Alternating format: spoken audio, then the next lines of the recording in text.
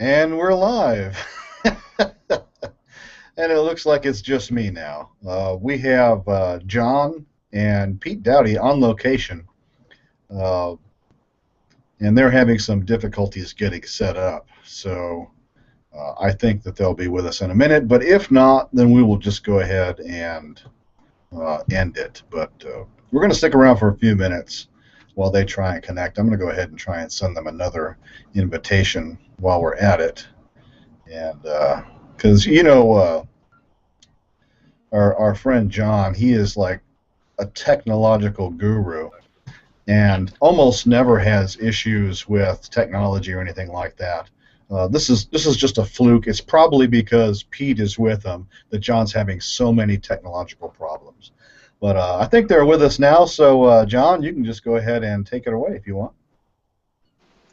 Good morning. It is a little more than 72 and sunny today. We're on the historic steps of the Rutherford County Courthouse, almost in the center of the whole state of Tennessee, on what is turning out to be a lovely, humid Friday. But of course, it's summertime in the South, so to expect anything else would be a little bit crazy. But this is John Gessler with Murfreesboro Live with Pete Doughty of Rutherford Reader and Eagleville Times. We're going to do a preview for next week's show, or hopefully it'll be less technical difficulties. And Ken is always real nice to me when with the guest, because he knows that I turn everything into an Etch-a-Sketch pad. His smile is not a smile; it's a gritting of the teeth. But we're going to be talking about next week, and Pete's going to give us a little bit of a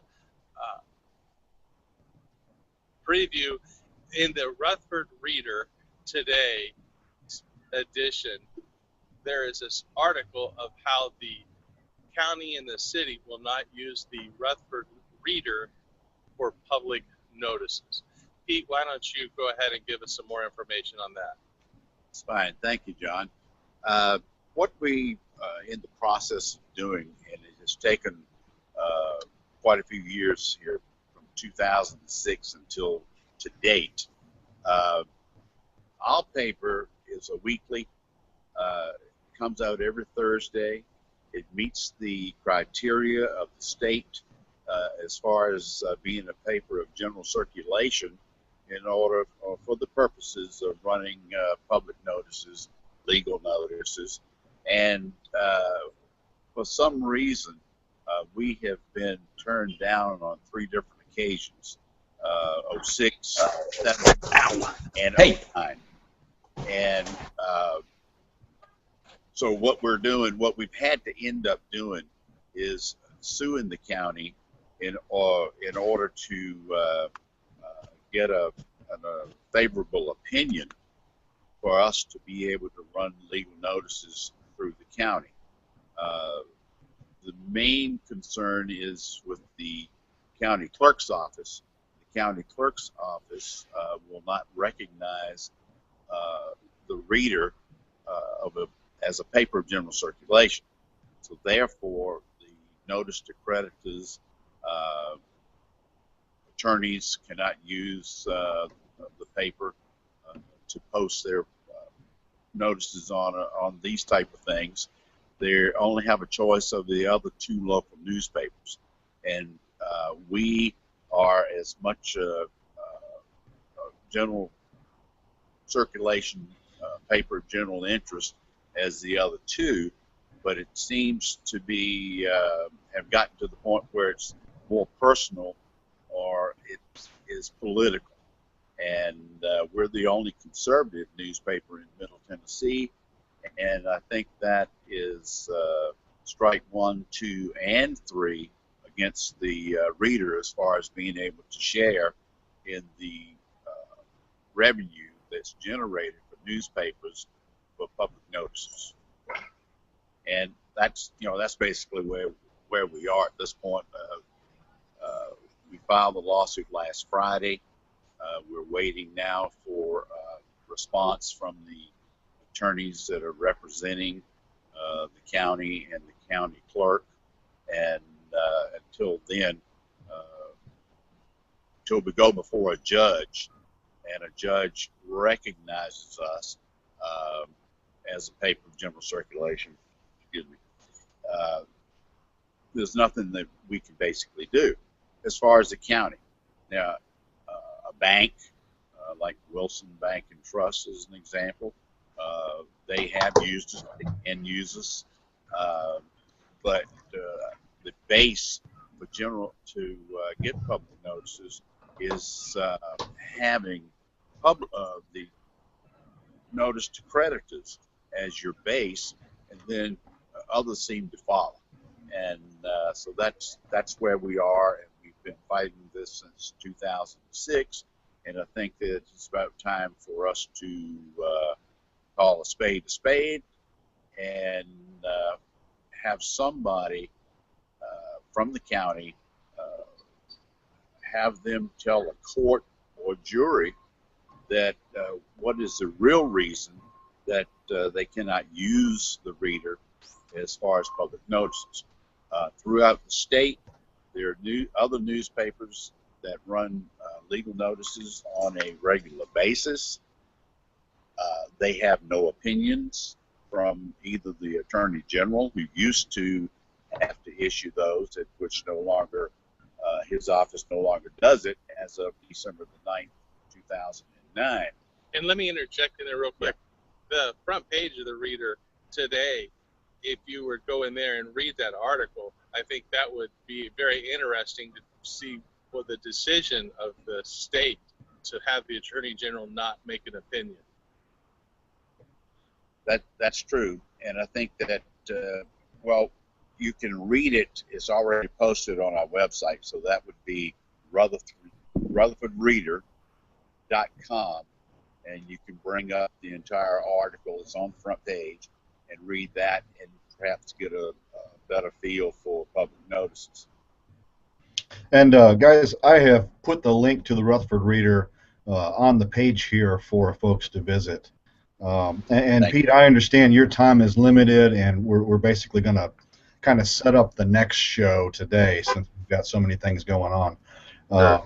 But I just wanted to say I appreciate your support for the area.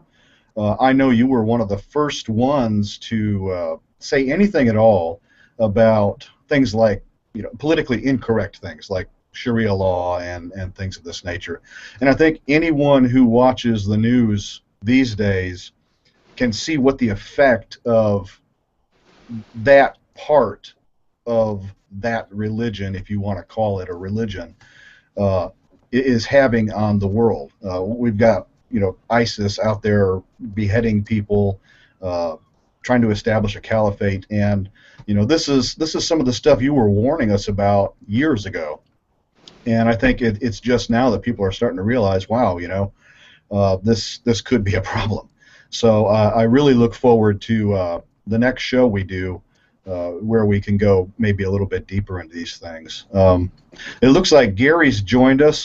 John, do you want to get in there and say anything at all? I think I'm going to sign off today and let you and Gary finish part of the show, and we'll let this part be the commercial or the prelude for next week's show, most likely at 10 o'clock. And like you said, Ken, it will be an in-depth interview and building up to the information about the Reader, why it is a conservative paper, what it's doing for the county, the information that's in it as opposed to other papers. Right, and I think, we can speculate why the government is taking this stance as far as not wanting to use it to list things like that, but I think everybody knows what it is. It's just Pete's taken a politically incorrect stance on an issue, and has done so courageously, and people don't like that. So sometimes the truth is difficult, but glad that he was willing to bring it to the forefront. Yeah. One thing I might add is we will, of course, give the county and the city a chance to respond, and we'll put it in writing, and we'll send it to the correct person or through an attorney. And if they would like to present their side, that will be fine. Of course, on Murfreesboro Live, there are no gotchas, and we let everybody speak. But on these important issues, uh, we'll see what they say or if they respond, and it's their right and ability to or not, and we respect that. Okay. Hey, Gary, I see you're up there. Are you able to use your mic, or are you still locked out? Thank you, Ken. I'm on test Bye-bye. test. Okay, I hear you. I hear you. Good, good. Um, so sorry I'm logging on late today. What I'm going to do is finish up with a couple news items, and then we'll. Yeah. Just kind of shy away from the nude items because that's Yeah. This isn't that kind of show. If you're watching. Of course, there's plenty of places you can find that kind of thing if you're interested on the internet. Sure there are. But we're not one of those. One of the things that I thought was an interesting article or interesting item is that Murfreesboro, they've shown that Murfreesboro grew 69% in the past.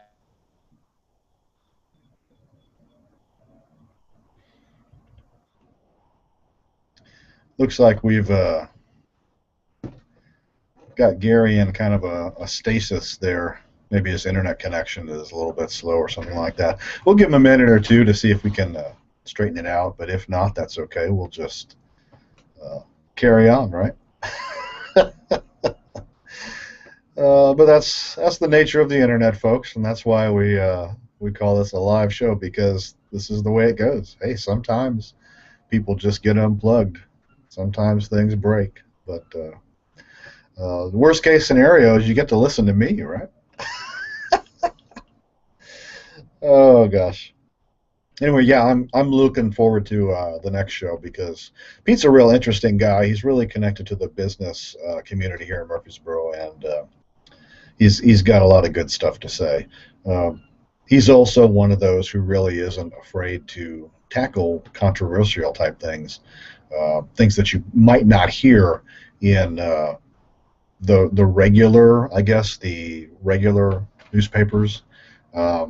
I've always enjoyed the Reader because it focused a lot more on local events, local businesses, local things, and so that's why I've always enjoyed it. Plus, great classifieds, can't beat it.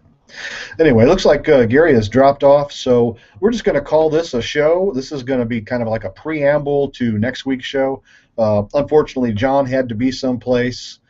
This is the only time we could get Pete for any amount of time because he's just a busy kind of guy. But we're going to get him to commit to a future show probably next week, and we'll be talking to him then. So I will stop the broadcast now. See you later, Murfreesboro.